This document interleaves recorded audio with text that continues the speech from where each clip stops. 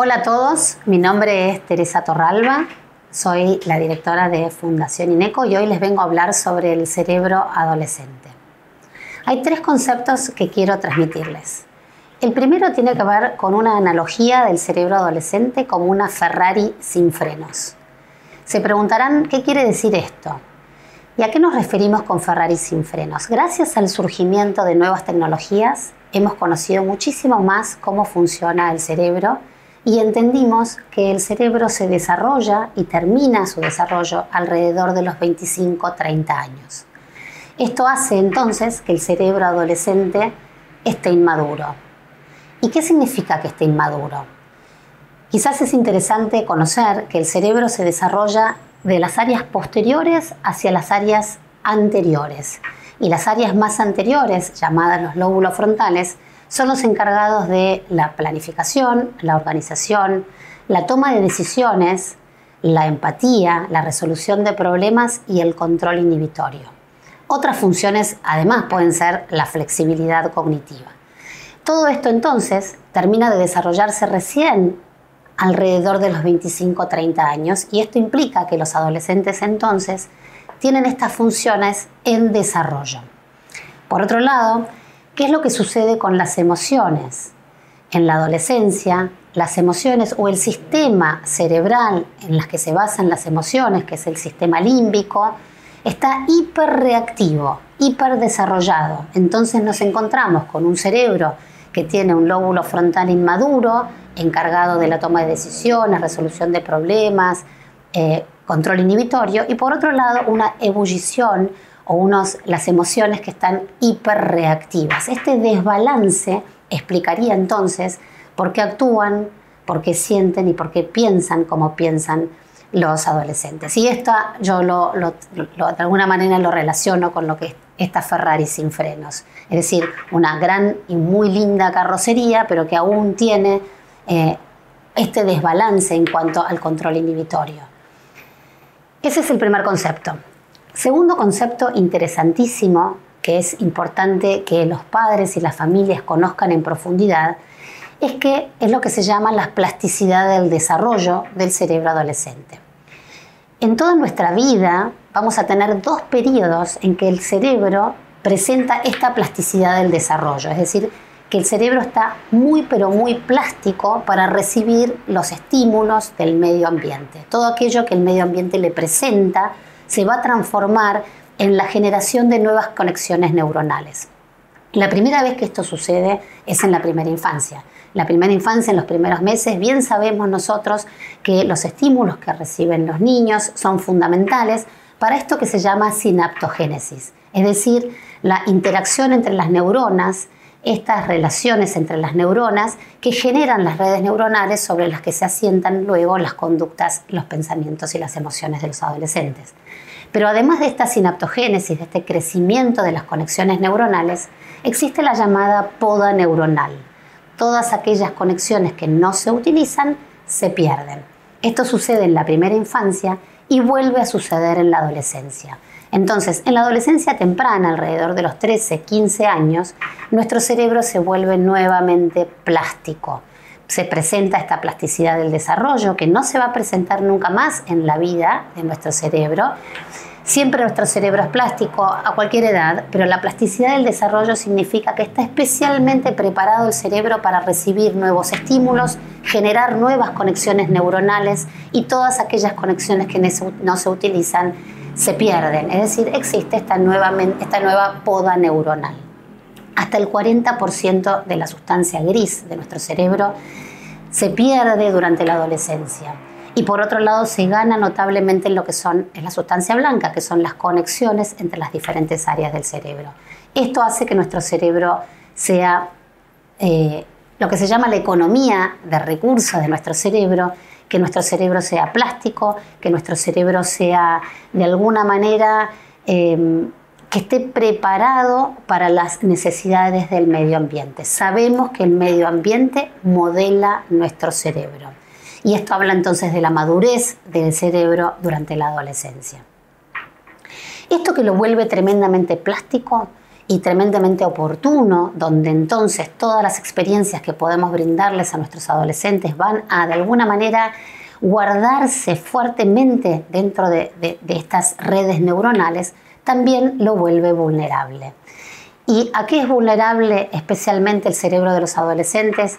Y justamente al estrés crónico, tener cuidado con esto, un cerebro hiperreactivo a nivel emocional, donde el estrés cala fuerte. Por otro lado, el consumo de sustancias o el consumo de sustancias o de tecnología o de otros tipos de adicciones, es decir, esto es importantísimo. Y por último, a los ambientes adversos. Entonces, es un cerebro que es oportuno, plástico, listo para poder potenciarse, pero también vulnerable a estos estímulos. Y por eso es que es tan importante durante la adolescencia tener mucho cuidado o estar muy alertas en relación a la salud mental de los adolescentes. ¿Qué sería la salud mental de los adolescentes? Es que los adolescentes tengan las capacidades para adaptarse de alguna manera al estrés con el que pueden convivir, que sean capaces de adquirir aquellas habilidades necesarias durante la adolescencia y por supuesto que tengan los recursos cerebrales para poder aprender. Los aprendizajes son claves también durante la adolescencia. El tercer concepto importante a mi criterio tiene que ver con el rol de las familias. ¿Qué es lo que las familias pueden hacer entonces en un cerebro que es plástico, en un cerebro que está preparado para recibir los estímulos del medio ambiente, para reconfigurarse, para recablearse, y por otro lado un cerebro que es vulnerable también por la misma plasticidad? Y quiero decirles que aunque uno crea que los adolescentes en general prefieren a sus pares como referentes, requieren y necesitan de un adulto responsable, conectado, sintonizado, porque va a ser el modelo que va a calar hondo en esas nuevas reconfiguraciones de las redes neuronales. Es decir, el rol de las familias nunca fue tan importante como lo es ahora, como guía, como modelador de las conductas que queremos que se asienten en los adolescentes. Entonces, independientemente de que creamos que a los adolescentes no les interesa lo que nosotros pensamos y hacemos es importantísimo para ese modelaje cerebral. Yo muchas veces hago la analogía de los padres como un lóbulo frontal externo. Es decir, dado que el lóbulo frontal de los adolescentes está en plena maduración, los padres necesitamos, padres, adultos, docentes, profesionales de la salud que estamos en contacto con los adolescentes, necesitamos brindarles los modelos necesarios en relación a la toma de decisión, a la regulación emocional, al control inhibitorio, al pensar el largo plazo más que el corto plazo, a ser flexibles, la flexibilidad cognitiva, a la organización, la planificación, todo aquello que queremos que de alguna manera se asiente en esas conexiones y redes neuronales de nuestros hijos, es importante que nosotros lo modelemos. Por eso nosotros, padres, docentes, profesionales de la salud, adultos responsables, no subestimemos la importancia que tiene nuestra influencia sobre nuestros adolescentes. Estemos conectados y comunicados. Otro dato más que interesante que arroja las neurociencias en relación al cerebro adolescente es que aquellos recuerdos que se consolidan durante este periodo se guardan fuertemente y más que ningún otro durante toda la vida. Y esto es un dato curioso porque no es que se estudió específicamente la memoria en la adolescencia en relación a esto, sino que se hizo un estudio bastante más general para conocer algunas otras cuestiones relacionadas con la memoria y se le preguntó a un grupo de personas amplio cuál era el recuerdo específico que más le llamaba la atención, un recuerdo saliente, es decir, aquel que realmente lo recordamos con detalles, y la gran mayoría de este grupo de personas que participó en este estudio trajo un recuerdo adolescente. Durante la época entre los 13 y los 16 años, esta época particularmente plástica, que como dijimos es oportuna y también puede ser vulnerable, también tiene esta característica de que las huellas mnésicas perduran fuertemente. Esto de vuelta nos trae una importante responsabilidad a quienes estamos bajo al cuidado de los adolescentes o que trabajamos con adolescentes o nosotros, padres de adolescentes, brindarles aquellas experiencias teniendo en cuenta que estas huellas amnésicas perdurarán durante toda la vida. Esto se le llama reminiscence bump o en español como si fuera un salto de reminiscencia, es decir, aquellos recuerdos particularmente gestionados o experimentados en la adolescencia perdurarán durante toda nuestra vida. Otro de los temas muy relevantes hoy en día es el uso de las redes sociales y su impacto en el cerebro. Existe una gran controversia al respecto, es decir, por un lado existen un montón de pros y de contras del uso de la tecnología y también las redes sociales vinculados con la madurez del cerebro o el desarrollo cerebral. ¿Cuáles serían los pros del uso de las redes sociales en la adolescencia? Que son importantes también. Es decir, no todo tiene que ser todo o nada y a la vez creemos que el buen uso de la tecnología y de las redes sociales también puede proveerles a los adolescentes de estímulos necesarios para esta etapa de la vida. Las redes sociales permiten el contacto con los amigos, hacer nuevas amistades y también estar en contacto con el resto de la comunidad, por lo cual las conexiones sociales que son tan importantes en la adolescencia también pueden verse optimizadas a través del uso de las redes sociales. Asimismo, la expresión personal, es decir, que los adolescentes puedan de alguna manera expresar sus sentimientos y sus pensamientos, el acceso a la información a través de la tecnología, eso también es importante, el apoyo emocional que sienten los adolescentes cuando están vinculados con determinadas redes o cuando se sienten en conexión con sus amigos, ser visibilizados, estar activos, poder dar un mensaje claro y conciso en relación a sus pensamientos y también hay oportunidades profesionales, laborales y la creatividad que se plasma en el uso de las redes sociales son algunos de los pros que tienen que ver con el uso de las tecnologías en particular. Por otro lado, existen una serie de contras con respecto al uso de las redes sociales en la adolescencia y esto se da particularmente en algunas poblaciones de jóvenes. Es decir, no a todos los chicos les pasa lo mismo cuando utilizan las redes sociales, pero sí sabemos que existe esta comparación constante que se dan, estas imágenes idealizadas que afectan fuertemente la autoestima y que generan en general altos niveles de ansiedad e insatisfacción. Hay algunos estudios que demuestran que impacta más fuertemente en el género femenino más que en el masculino. Por otro lado, es importante que los padres estemos atentos y que conversemos acerca de la posibilidad del ciberacoso. Esto es algo que es bastante frecuente, esta exposición al bullying digital que sucede fuertemente en este periodo. Por otro lado, también sabemos que el uso de las redes sociales genera una pérdida de tiempo importante en los adolescentes.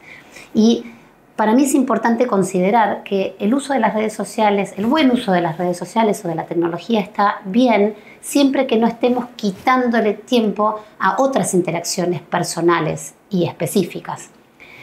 Las alteraciones de sueño son tremendamente comunes en los adolescentes. Intentar que los chicos no se vayan a la cama con el celular porque sin querer, mientras van revisando las redes sociales, pasa el tiempo y esto impacta fuertemente sobre el sueño y la falta de sueño impacta fuertemente en lo que tiene que ver con los aprendizajes. Es importante también tener mucha consideración con respecto a la privacidad y a la seguridad del uso de las redes sociales y a las adicciones específicas que tengan que ver con la tecnología. Hoy están muy en boga y están muy presente el uso y abuso de la tecnología y estas adicciones que se tratan tal cual se tratan otras adicciones, por lo cual si uno cree o ve que en sus hijos se pasan demasiado tiempo y que no pueden dejar de tener contacto con la tecnología o con las redes sociales, es importante consultar. ¿Qué podemos hacer como padres para acompañar a nuestros hijos en el buen uso de las redes sociales? Lo más importante y difícil a la vez es tener una excelente comunicación, poder hablar de lo que están viendo, ser curiosos, tratar de que nos compartan por qué están tanto tiempo, qué es lo que ven, qué es lo que aprenden, qué les interesa. Por otro lado, entender que si el uso de las redes sociales y la tecnología evita que nuestro hijo esté haciendo actividades físicas, esté relacionándose uno a uno con sus amigos, tratar de proveerles alguna opción interesante, porque muchas veces nuestros hijos agarran el celular porque no hay nada más que les parezca interesante. Más allá de eso, sabemos que el aburrimiento también es importante y no estamos acostumbrados a que los chicos se aburran, por lo cual también explicarles a los chicos cuáles son los riesgos del mal uso o el exceso del uso de las redes sociales y también explicarles por qué el aburrimiento es bueno para el cerebro. Aburrirse también nos genera nuevos pensamientos y nuevas oportunidades para ser creativos. La importancia de las relaciones interpersonales cara a cara, que eso no es lo mismo que lo que sucede cuando uno está chateando o cuando uno está en las redes sociales. Y la importancia del ejercicio físico o de la realización de actividades al aire libre, que todo eso potencian la salud cerebral de nuestros hijos.